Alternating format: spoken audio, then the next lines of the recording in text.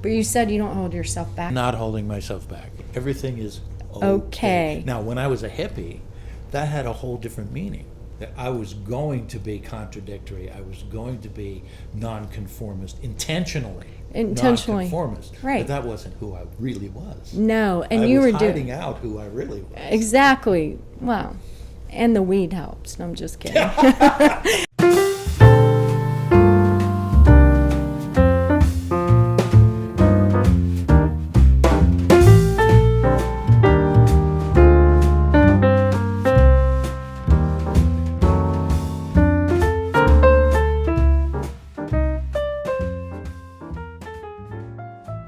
What I'd like to start out with is to kind of get a feel from you what it is that attracted you to this way of life in the first place. Right. So going way back, my mom said when I was 2 years old that she knew, and I was an only child, that I was I had brother and sisters try to come in and they just didn't make it in the first time. So they came later, and they were with a different dad. So I was just up for my mom and dad. And so I think I had this need at 2 to negotiate. So my mom said, you are either going to be an actress or a politician. And I was like, whoa, in my head, that's crazy. Politician? That's at the other spectrum. But then I really started realizing that was in me to care about other people. I wasn't really shy at all. Like I would go in the bowling alley and just introduce, like, oh, hi, I'm Vicky. How are you? So my mom was like, you can't talk to everyone. You don't know them. And I'm just out there. And I realized that, hey, I don't know what that is. So years later, I started doing some stage work. And then college, my grandmother said, who was kind of partially raising me, you absolutely cannot get a degree in television, film, or any of that. And I was like, what? And my grandmother was, she was born in 1913. She went through 2 depressions. She was an accountant, which was unheard of back then. Very direct, knew what she wanted to do. She didn't tell me to stop, but she said, I think you could do something else and do that for fun on the side. So in my head, I was like, no. So that rebellious part of me went, for years. So what I decided to do is I started doing performing, took an education stance and said, okay, get a teaching degree. So I stayed in college, got a teaching degree. And then I added social work, which fits perfectly for actors and the psychological part of it. So it really interested me on how to heal people, and I think through storytelling, that's what we do. We share life. So it kind of meshed me in. But then I got active in a group called ACT and traveled. So I did traveling theater while in college at the University of Georgia. So you got started really before you even knew what it was all about. It was in you so deeply and so strongly that you were kind of dragged into it by your own desires, your own needs. Yeah. My own psyche went, oh. Yeah, it's interesting, I think, for myself, but I think it's also interesting for people who may be watching this to understand that no matter where you are, there's always the possibility that you could be already an actor or a performing artist or an artist of some type, and that you may have been repressed by others in your sphere when you were younger. There's no reason not to let that kind of rise up and have its voice. Now you had the courage right in the beginning to say, well, yeah, I hear you, Grandma, but thanks for sharing, I'm going this way. Right. And it was scary then too, because if she was helping me through college, so what I ended up doing is I took a student loan myself and said, you know what, if I decide to pursue this theater thing, I'm actually going to have the funds. So, and then I worked at the financial aid office so I could support it and do the acting on the side and earn the money on the side, because we were getting paid to travel around. And it was just a 5-person troupe. Yeah. And in the 5-person troupe, we were everything. We were camera, gaffer, we were everything for ourselves.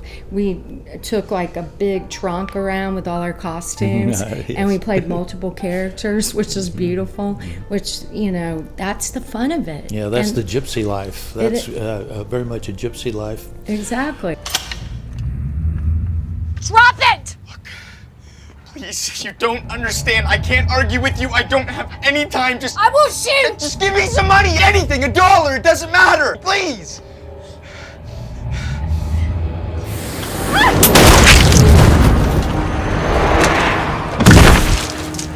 I think what people who are kind of on the fringes of our business, maybe they're working a little bit, maybe they're doing extra work, maybe they're just coming in, or maybe they have been a lawyer all their lives and now the actor wants to come out, is how do you balance your, well, I'll call your real life or your socially acceptable life, like paying your damn mortgage and feeding your kids, Yeah. right, and keeping yourself in shape and all of that stuff with a very tenuous kind of income stream for being an actor or being any kind of a performing artist. Right. There's only 1% of us, I think, that are actually doing it full time, and that's the only thing that we're doing. Even those of us who work pretty frequently.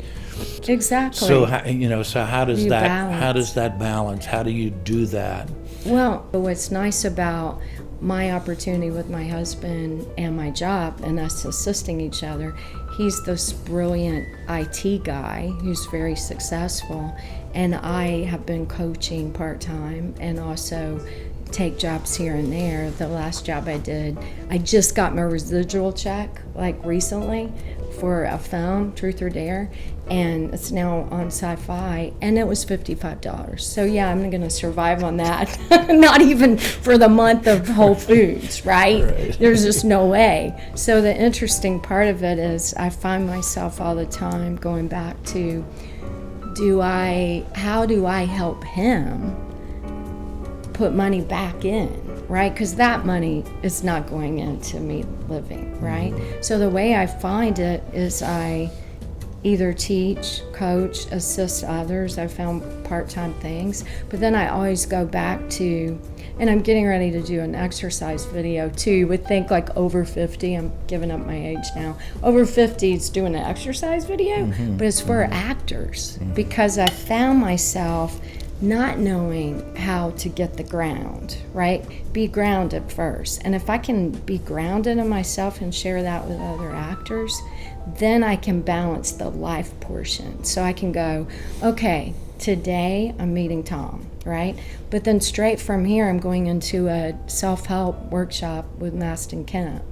And that's because that stuff's important. If I'm not feeling fit enough or hydrated enough or exploratory enough, I can't sit here with you, even in a conversation in true moments. And I don't want to live other than that. I want to really be with you and love you and love what you do and love everyone else in the room. I can't do that unless I'm centered and grounded. Do you meditate? I do. Yeah. I do TM. So, and I think it's really important to do TM because, and I switch it with a meditation I do now with Marissa Peer. I don't know if you know who that is from Mind Valley. So I'll send it to you if you don't know about her. Okay, sure, yeah. But it's great to share with people because it's about lovability, and lovability is everything. Like one great guru once told me, if you're not operating in love, you're in fear, in any stance. So I started really taking that in and going, wow, and looking at my stuff and going, what's that voice that got pushed down that is, a little scared sometimes to be a voice? And now I'm not scared of anything, not as much, because we all have these trepidations, but I'm not there anymore because I'm like, just be centered, be grounded. So I do it twice a day. So I do the night meditation, and what's really cool about meditating? So I did the meditation and then I re-recorded my voice and affirmation. So it's 24 minutes, but in the first 10 minutes of it, I fall asleep. But my subconscious goes, boom, and as soon as she clicks me out, I'm awake. And I go and turn off the light, move my phone away from me, and do everything and go to sleep. How weird, right? Because your body actually is awake. Your subconscious is going, hey, I'm listening. I'm here. How is that? It's gonna be okay. They could have ran out of gas. And you know, it can be very tricky getting in and out of the blue hole, right? Yeah, I've been trying to put myself in the proper mindset to understand that my subconscious mind doesn't know the difference between reality and imagination, and that I can, if I can visualize clearly enough in a very crystal clear way what it is that I'm striving for, it will go get it. It will drive my conscious mind to begin to make decisions and do behavior that will guide me in that direction. Exactly. All of that nonsense of living in the future and living in the past was getting me nowhere, what you said earlier, being in the moment. And it's not an easy thing to do. It's not. And also not enacting either. And what, you Well, know? but it's so imperative for us to be in the moment, because let's face it, what are we doing? We are replicating, we are deconstructing and reconstructing relationship in real time. Well, how are you going to do that if you're not in the moment? That's You got to right. be in this moment, not thinking about, oh, am I looking good? Is Yeah. my hair right? Right. Or whatever, right? It has to be you and me doing the thing, whatever it is, and the director will let us know. Right. If we're exactly. If we're Hey, doing what was okay. that? Yeah, Right. yeah, Yeah. yeah. Yeah, Right. yeah. And then good coaches go, hey, you just missed that. Right. Yeah. You missed that moment. You're like, what moment? You know, The moment when you were thinking about your next line, that's what you missed. Exactly. And I think as an artist, because we're telling other people's story, the most open and the most truthful I can be to myself and deal with my stuff, right? And meditate and do all those things, the more truth I'm going to have in story. So you just brought it up. How beautiful is that?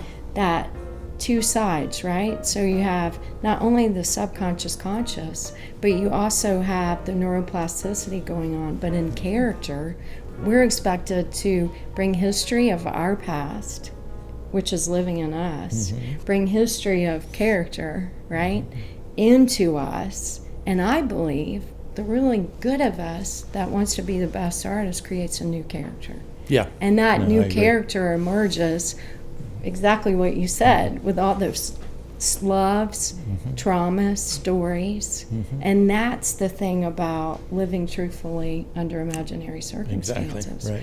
But you really have to invest yourself. Yeah. Like without that vulnerability, don't you feel like if you were shut down, you couldn't do that well? Oh, no, for a fact, it's not possible. I mean, I've been there. Right. I worked in New York for 10 years, and I had no concept of anything we're talking about now, and couldn't understand why I wasn't being more successful. Yeah.